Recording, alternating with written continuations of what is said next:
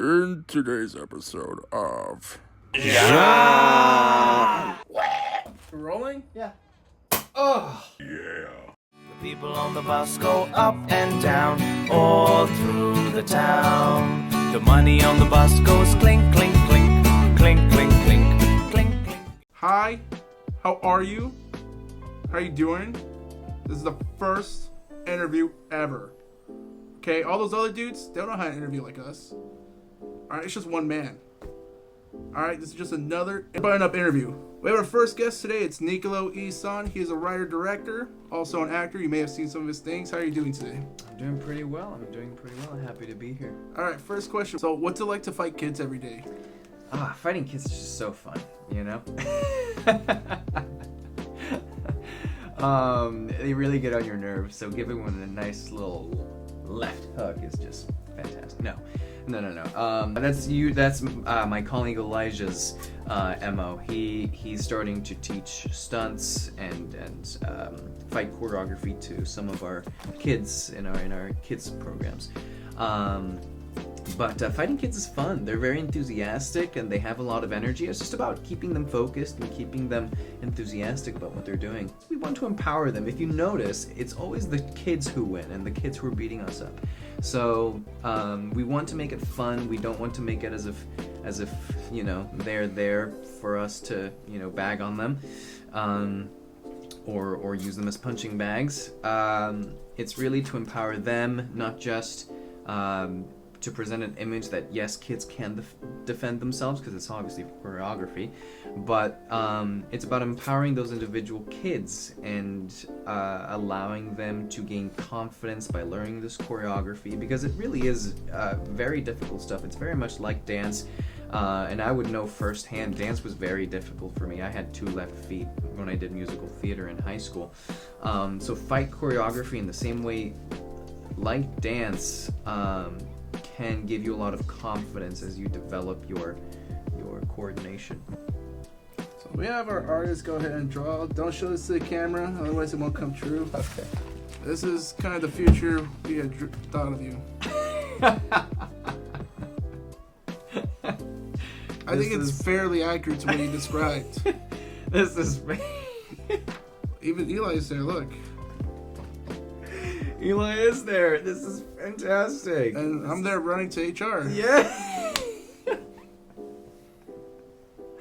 This is okay. All right. This is okay. Oh. Every time I notice something new.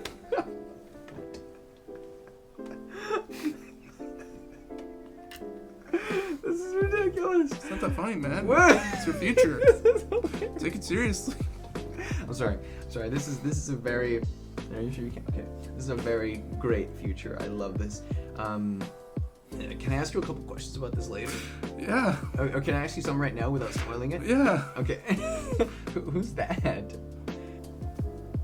Huh? What prompted the idea, or what was the initial start for doing the Riptide Film Festival? The idea started to really ingratiate itself to me, and I thought to myself, I think we could really make this happen. This could be really great. So I guess you could say I fooled myself into thinking it was going to be a great idea, and that's what got me through all the things that I've been through right now in terms of organizing a collaboration with Toka and gaining a bunch of sponsorships from local independent businesses and collaborating with those businesses too, and offering them our talents and abilities. And what really got me over that line of fear was realizing that not that we would be fundraising for the films that I obviously want to shoot, for the feature film that we have planning for next year, that we have planned for next year. It was really about the idea of having a platform, just like with the first Riptide Film Festival. It's about having a platform for independent filmmakers to show their films. Throughout LA, you have many different mini showcases and things like that that'll give people or give independent filmmakers that opportunity to show their short films and even feature films to a small group of people and art galleries and things like that. But we had done that, right? And it was time to go for something way bigger. We don't want your film to be shown on a screen in a room with maybe 100 people. We want it screened in a room with 500 people, right? So that you really get the sense that you are known, that you are being known, right? That your art is really going out to the masses. We're gonna do one more game, okay? This one, Yeah, absolutely. you gotta.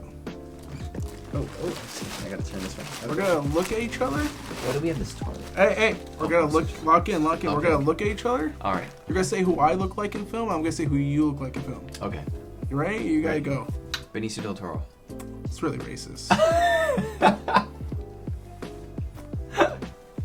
Okay. All right. You watch short films? More or less, yeah. You remind me of the male widow in the short film called Mercy on the Living.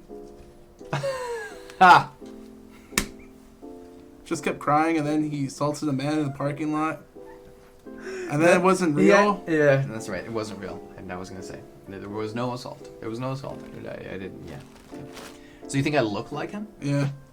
You wouldn't say I look exactly like him? No. You wouldn't say that that's actually me? Homie's got aura. Oh, homie's got aura, but I don't have aura. You look like an interviewer right now.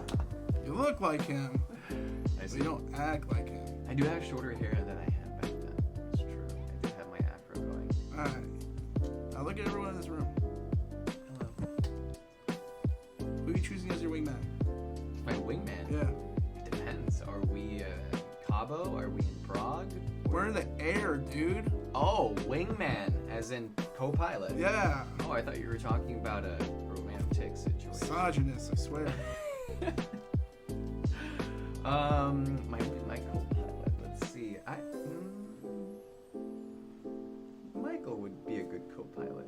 I mean, everybody here would be a good co-pilot. But I think if I died, I think Michael would be obsessed with me and what I do enough so that, like, if I died, he could, like, readily take over. It's a smart answer. Because I'd be dodging. You'd be dodging? Yeah, I'll be draft dodging. We're going towards the end, so are there any 5 things you would give yourself or any upcoming filmmakers, any advice that would help them, benefit them? Be a force for good. Everyone has an ego in this industry. Everyone's gonna tell you to be a jerk and be cold and do it your way and rawr, right? It's all about you. You gotta be your own advocate and stuff. And you do have to be your own advocate. Grr. But be a force for good. Be helpful as much as you can. You shouldn't try to make every relationship you have transactional, but you definitely should think about the idea that, yeah, helping others is helping yourself, right? It's all about making friends. So that's my first piece of advice. Be helpful. Be a force for good. Second piece of advice: live. And this is something that I realized as a writer halfway through college, because I was writing a script and I was writing about something that I really had no idea about, and so I was just kind of like making things up. Oh, I imagine this is how this might feel, or I imagine this is how this might go, and I read it a month later and I realized it's completely disingenuous, right? You can totally tell that I don't have any idea what I'm talking about. It reads like a stereotype. And so definitely live. And even if you're not a screenwriter, live, right? You have to go through relationships, breakups, you have to get fired, your car has to get totaled, and it doesn't have to be, but these are just examples, right? You have to get in fights with people, you have to drop your ice cream, you have to experience the full spectrum of life in order to be able to create fantastic art. And even if you haven't lived it, you have to do enough research and you have to have enough empathy to understand how those things might feel, so that then you can generate the art that is centered by those things. Exploring art outside of cinema, right? My biggest pleasure in life, or a professional pleasure in life, has been becoming obsessed with classical music, right? And traditional art. That's been a huge inspiration for my filmmaking. So definitely live and consume other media, consume other art, right? As much as you should be focused on film because film is your MO, definitely look to other things, right? Use the world as an inspiration. Don't just use film as an inspiration. You can't do this alone. You cannot do this alone. This has really become more and more obvious to me in the past couple of months. It's impossible to do anything film related alone. It's impossible. You can't do it. A lot of us have tried to fool ourselves into thinking, and continue to try to fool ourselves into thinking, that we're one man or one woman bands. But that's not the reality. Filmmaking is inherently a collaborative art. It is impossible unless you're an octopus, some crazy, weird David Lynchian octopus person. Unless you're that, you can't do film on your own. So get used to collaborating, get used to compromising, right? Compromising isn't the worst thing in the world. You might figure out that compromise is what makes the film better. It's number 3. Don't be afraid to collaborate, and accept the fact that you're going to have to collaborate. Planning is everything. Again, I'm going to sound like mom here, but plan like there is no tomorrow. I can't tell you how many times I've gotten to set, and we all knew it was going to be run and gun, and we all knew it was going to be messy, but you don't realize how messy it's going to be until you get there and you realize your shot list is not as planned as it was. And if you have all the time in the world, if your actors have all the time in the world, if you have the location for all the time in the world, great, but for the most part, that's not the reality. Plan as much as you can, and that's in terms of rehearsal, that's in terms of shot listing, that's in terms of your storyboards, lighting plans, script. Definitely plan as much as possible, because the chances of your art being good without planning are less likely than your art being good with a lot of planning and good planning. So definitely plan. Oh, directors, and in terms of guiding performance and everything, blocking is something that I really grown attached to in the past couple of months. I adore the idea of it, and I plan to do it more in my films. It's very difficult to do, but it elevates your films in a surprisingly simple way. And once that's where rehearsal comes in. Once you have that, it's fantastic. And kind of related to blocking in terms of guiding performance. When you're guiding an actor's performance, don't tell them to give you an emotion. Never tell an actor, be happy, be angry, be surprised. Ugh. Telling you firsthand as someone who's for whom acting was their first love and who's acted a little bit here and there on film and in theater, you can't tell an actor to be sad or to be funny or to be happy. The best way that I have found to guide a performance is to provide intentions, right? And intentions in the shape or in the form of verbs. So, and not a verb like be happy, but a verb like convince. In this scene, your intent is to convince. All right, that's our time. If there's anything you want to plug before you go, you can feel free to do so right now. Yeah, absolutely. And the Riptide Film Festival is happening on August 31st in Torrance, California. It's going to be at the beautiful Armstrong Theater.